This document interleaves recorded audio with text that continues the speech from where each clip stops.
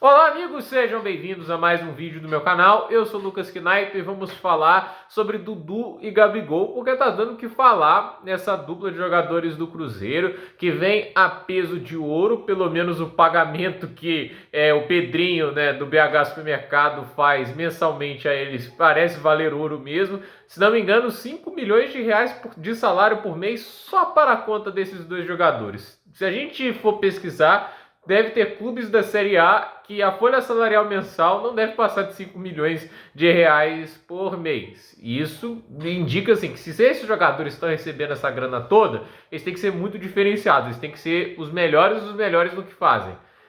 Já foram talvez um dia para o contexto do futebol brasileiro. Eu não vou falar mundial porque também não, né? Mas hoje não são, e eu acho que isso de novo mostra muito do amadorismo de alguns presidentes de clube, né, que podem chegar até super bem intencionados, querendo ver o bem da equipe, mas ficam se apegando muito a esses nomes que outrora jogavam muito bem e agora vem jogando muito mal. E assim, se jogadores do calibre desses estão sendo dispensados pelos seus clubes, eles não querem renovar o contrato, isso já é um sinal. Isso é uma bandeira vermelha, entende? O Palmeiras, por exemplo, em relação ao Dudu, é um cara que foi muito importante para o clube em vários momentos da história da equipe. Agora, ele estava no banco, estava jogando pouco, e assim, o Abel Ferreira faria isso se o Palmeiras estivesse precisando dele? Claro que não, porque ele estava lá no banco porque ele não estava contribuindo o suficiente. Olha, o Palmeiras da temporada passada, se tivesse um Dudu jogando bem,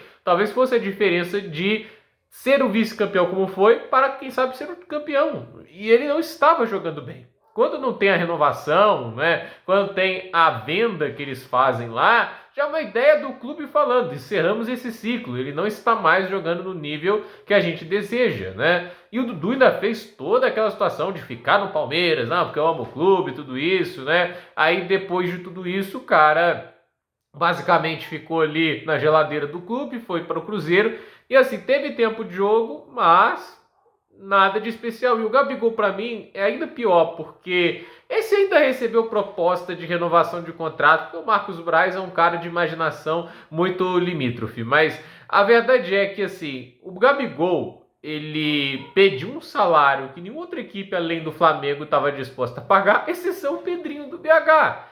Ele foi bem na final da Copa do Brasil? Ok, mas você conta nos dedos as partidas boas que ele teve em todo o ano de 2024. Contratá-lo era um risco enorme. Você não pode pegar um jogo isolado e falar, olha, ele vai jogar muito bem no Cruzeiro, porque o time vai jogar por ele e tudo isso. Claramente o Gabigol não é o mesmo jogador de antes, ele não está no mesmo nível de antes, e a verdade é que assim, não valia a pena pagar isso, né? Esse é o tipo de jogador, né, que assim, você pode até acreditar que possa recuperar, mas você coloca um salário assim que é um terço do que normalmente você está pagando por um cara do padrão dele, etc, entende, né? Ou que ele recebia antes, né? E não pagar o mesmo, até mesmo mais do que ele recebia no Flamengo. E o Cruzeiro, ele mais uma vez personifica aquela tática de apostar em figurões longe do seu auge, acreditando que magicamente eles vão voltar a jogar a bola que um dia os consagraram os jogadores com os nomes que têm. E assim, é embaraçoso você ver jogadores receberem essa grana toda, estando no banco, e quando são acionados, como foram contra o Red Bull Bragantino, eles pioram o time. O time jogou pior depois que eles entraram, né? E aí fica esse negócio, contratos longos, né? Eu não acho que nenhum deles assinou por menos de 3 anos, recebendo muito dinheiro. E assim, o padrão Alexandre Gastos, né? Eu não gosto de chamar de Alexandre Matos, porque eu o conheço carinhosamente como Alexandre Gastos. Porque como gosta de gastar dinheiro o cidadão, né? E o padrão Alexandre Gastos, né?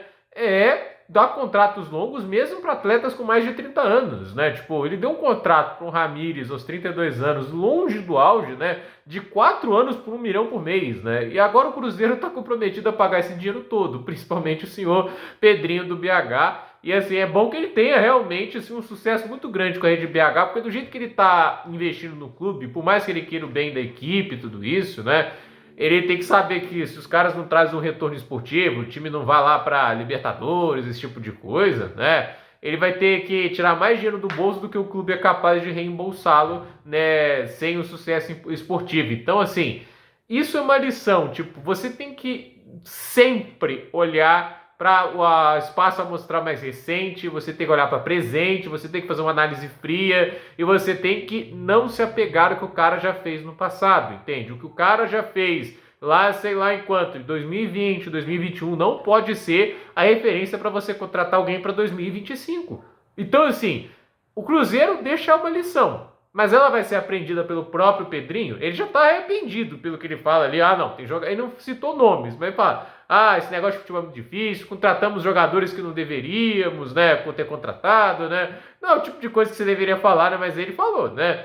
Mas assim, será que ele aprendeu a lição? Será que ele vai ter um pouco mais de parcimônia para analisar os atletas que ele quer contratar? Só Deus sabe. Então, gente, por esse vídeo é isso. Dúvida nos comentários, deixe seu like, se inscreva no canal, compartilhe esse vídeo e até o próximo vídeo.